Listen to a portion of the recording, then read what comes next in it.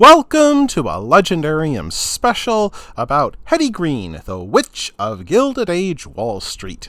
In this episode, we will learn about a woman who made a fortune on Wall Street and refused to part with a penny of it. Hetty Green was born Henrietta Howland Robinson Green on November 21st, 1834 in New Bedford, Massachusetts. On her mother's side, she came from an old money family which owned whaling fleets and had interests in global trade. However, she grew up in a house ruled by harsh Quaker austerity. Since her sickly mother played little role in her upbringing, Hetty's father and grandfather filled that role. The two men steeped Hetty in business and finance, having her read financial newspapers as a child and reading her stock market reports instead of bedtime stories. As an adolescent, Green became the family bookkeeper. In 1865, both her father and a maternal aunt died, leaving her in their wills about $10 million in bequests and trust funds. Green believed, not without reason, that men who expressed an interest in her must be gold diggers. Nonetheless, during July 1867, at age 33, she married Edward H. Green, a man of modest fortune, and the couple had a daughter and a son. They also had a prenuptial agreement which kept Hetty's money separate from his, an extreme rarity in the 19th century. Green's boldness became clear early on. When her aunt Sylvia Howland died in 1868, she left $2 million to charity. Green became furious and challenged the will in court, presenting what she claimed to be a previously written will that left everything to Hetty. Surprise, surprise. This included a bold claim that any other versions of the will would be invalid. After 5 long years, the courts brought in an expert in the new field of handwriting analysis. This expert judged Green's will to be a forgery. Because of the shame and scandal now attached to her name, Green left the United States for several years to live in Britain. Upon returning to New York, Green managed her money with single-minded dedication and became a feared operator on Wall Street. She oversaw huge real estate deals, especially in the fast-growing city of Chicago. She bought and sold railroads and made huge loans. Green held whole banks and even towns at her mercy through enormous loans. Collis B. Huntington, the man who built the Central Pacific Railroad and became her personal enemy, called her a glorified pawnbroker to the rich and famous of the Gilded Age United States. Yet Hetty's married life did not prosper. Quarrels over money prompted Edward Green to live in a separate house. His fortunes further declined, and he rarely enjoyed the company of Sylvia. Sylvia Green wore cast-off clothes and made few friends, silently shadowing her mother. She slept next to her in a cot in whatever rented room they happened to dwell in.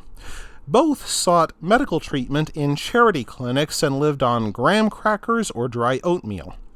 However, her son Ned suffered more. As an adolescent, a child driving a dog cart pulled by a giant St. Bernard ran Ned off the street. Hetty took Ned to a charity clinic, but the doctors recognized her and demanded payment, as they would from anyone they suspected of faking poverty to sponge free treatment. Hetty decided that Ned's leg would mend itself, especially with her home treatment involving something called oil of squills and Carter's little liver pills. Ned later tumbled down a flight of stairs while visiting his father Edward, who realized his son needed help, so he called a doctor who was forced to amputate Ned's leg. Edward used his own dwindling money to pay the doctor rather than haggle with his wife. In all fairness, when Hetty learned that Edward did not have long to live in 1902, she nursed her husband on his deathbed, yet her miserliness only grew afterwards.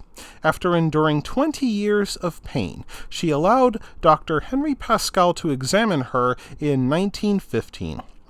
When Hetty disrobed down to her ancient and filth-encrusted underwear, Pascal found a bulging hernia. She had previously jammed a stick against the swelling, held in place by her underwear and the pressure of her leg. Pascal told Hetty that the hernia required an immediate operation that would cost $150. Hetty scowled, put the stick back in place, redressed, and stormed out shouting, "You're all alike, a bunch of robbers."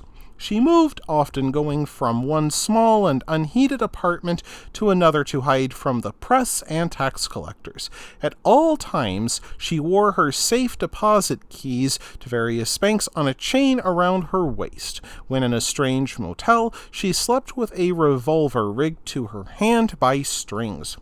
She also took to public speaking late in life, once saying, "I am not a hard woman, but because I do not have a secretary to announce every kind act that I perform, I am called close and mean and stingy. I am a Quaker, and am trying to live up to the tenets of that faith. That is why I dress plainly and live quietly. No other kind of life would please me." Green continued with this mode of living until her death on July 3, 1916, in a small apartment in Hoboken, New Jersey. She left an estate worth $100 million, or $2 billion today, to her two children. Ned and Sylvia took very different paths in life upon receiving their inheritance.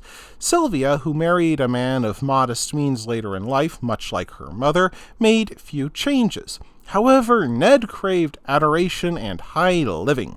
He married his first lover, a prostitute named Mabel, whom his mother had hated. Together they built mansions, bought a private island, and kept a passel of young ingenues called Ned's Wards. Ned built the largest yacht known to man, then found himself too seasick to actually use it. He enjoyed the new sciences of radio, broadcasting from his own station at Round Hill. Ned Green even allowed MIT access to his equipment for study. When Ned died in 1936, he miraculously maintained a decent fortune which he left to his sister Sylvia. Upon her death in 1951, Sylvia left most of her $443 million fortune to charity, perhaps the one act of rebellion she ever made against her mother's wishes. That wraps things up for this episode of The Legendarium. I hope you enjoyed it. If you did, press like. If you want to see more, press subscribe. And if you've got anything to say, let me know in the comments section. Thanks again for joining me, and I hope that you have a great rest of the day.